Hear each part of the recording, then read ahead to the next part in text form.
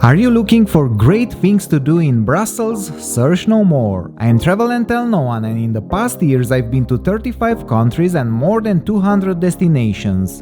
This makes me the right person to help you discover the most important 30 things in Brussels, from eating waffles and chocolate to visiting the European Parliament and the Lights Festival. 30 things to do just for you.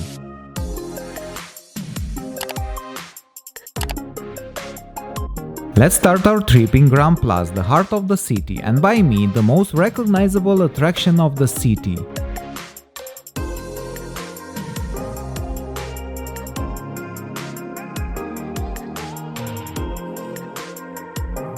Dated back 600 years ago and with a height of 100 meters, it surely is one of the most imposing buildings in Brussels.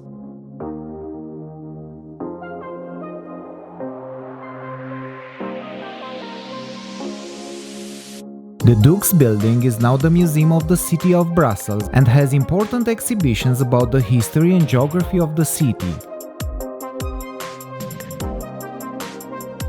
There was no day without passing through this impressive Grand Place. No need to take note of it because you cannot miss it. Besides the quality chocolate, the delicious waffles are a must while visiting Brussels. Choose a variety of toppings and customize it as you wish.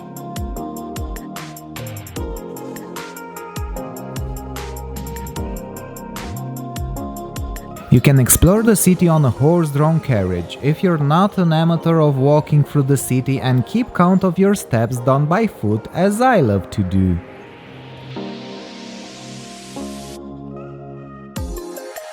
Some chocolate shops are like museums, with chocolate sculptures or all kinds of figurines.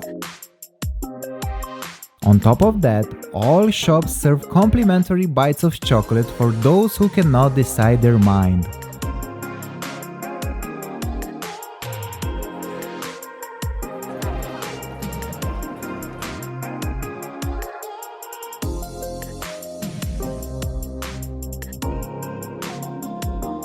Saint-Hubert Royal Galleries are architectural masterpieces where you can enjoy a delicious macaron together with an aromatic coffee or simply enjoy shopping in the various chocolate shops.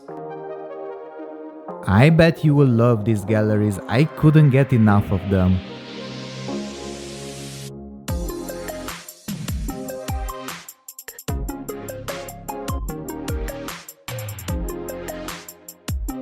Situated minutes away from Grand Place, the cathedral architecture reminds me of Notre Dame from Paris.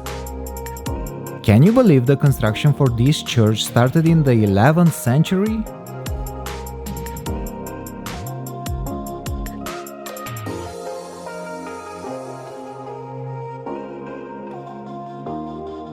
This Roman Catholic cathedral is considered to be one of the finest examples of Brabantine Gothic architecture.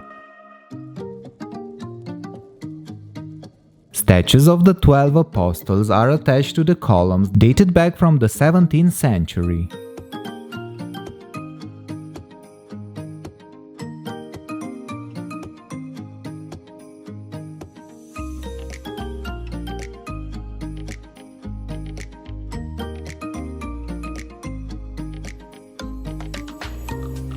There was a big Belgian duck at the exit of the church, which I've never seen before in the center of such a large city. In direct translation, the Hill of the Arts is an urban complex and historic site. It contains a beautiful public garden and also the Royal Library, the National Archives and Brussels Meeting Center. The weather said rain all 3 days, but we had awesome weather. It was sunny and with great temperatures of 10 degrees. Awesome. Well, actually it rained a little bit, but only a few showers.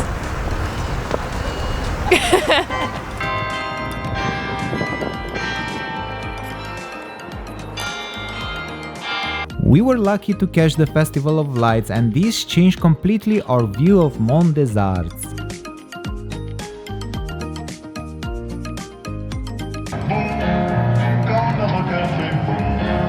Tout a de lui dit boum, et c'est l'amour qui s'éveille. From 10 to 13 February, the Royal Quarter and the European Quarter have been illuminated by enchanting light installations.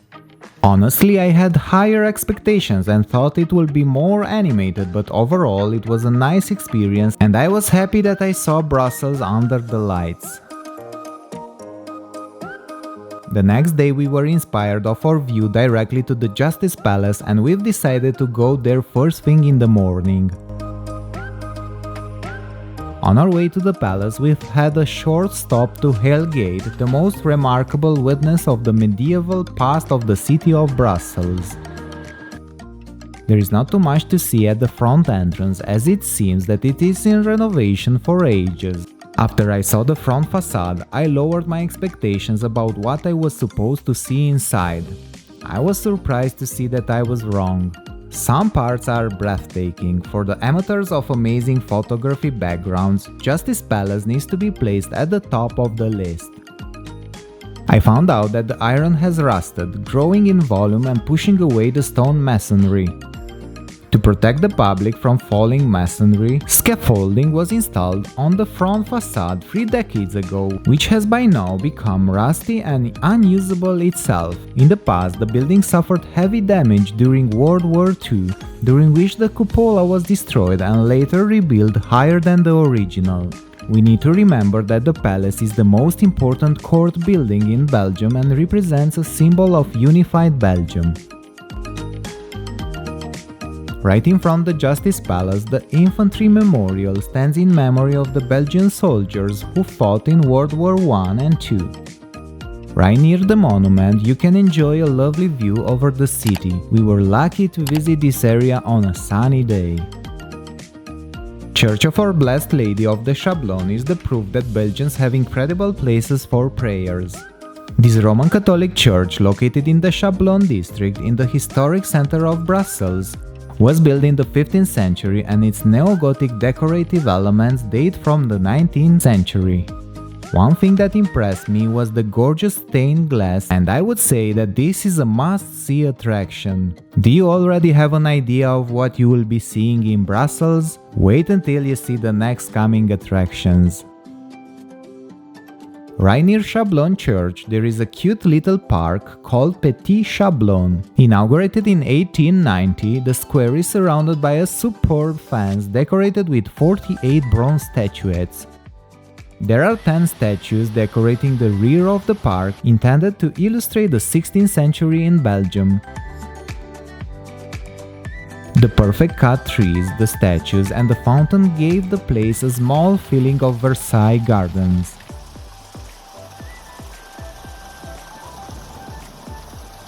Now we are going to the Royal Library, where we heard that there is a free sightseeing. We can see all Brussels from there. Situated at Mont des Arts, you must go there for a coffee and enjoy a beautiful panoramic view of the city.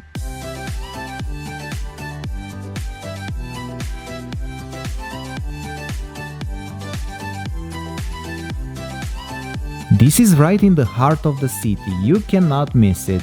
And while you're here, why not go inside?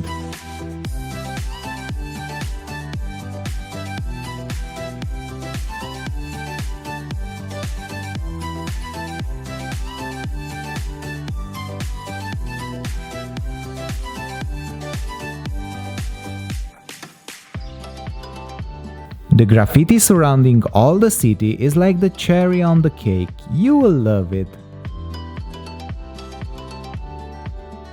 This building is one of the best examples of the Art Nouveau style in Brussels. The Place Royale is a historic neoclassical square in the Royal Quarter.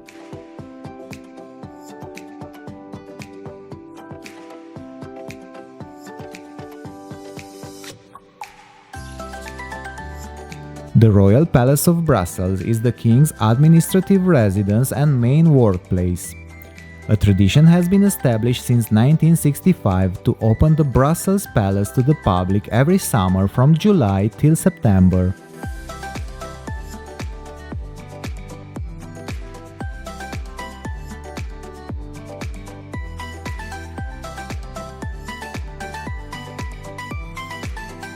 Right across the street from Royal Palace is Brussels Park, which is the largest urban public park.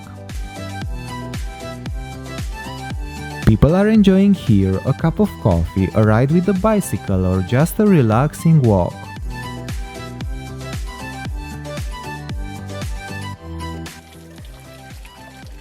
Manneken Pis is a famous statue in Brussels and one that you don't want to miss. The statue depicts a naked little boy urinating into the fountain's basin.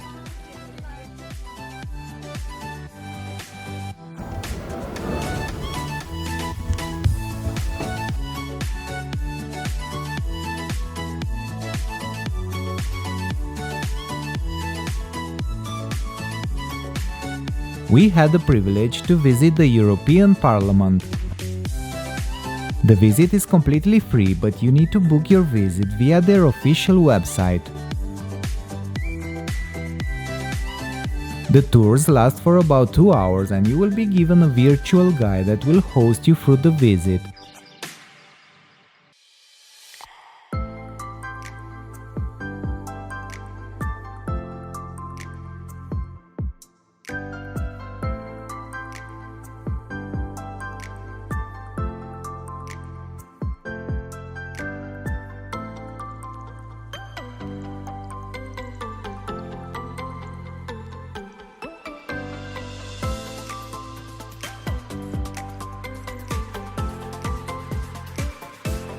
After the Parliament visit, Leopold Park is the closest attraction to visit.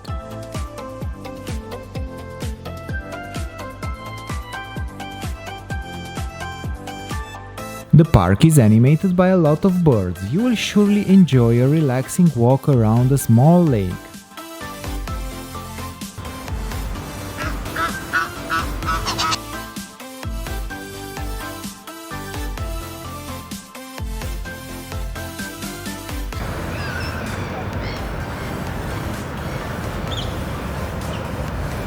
Cinquantenaire Park is not only a park but a national landmark in Brussels. The name means Park of the 15th Anniversary and it was built during the reign of Leopold II to commemorate 50 years of Belgian independence.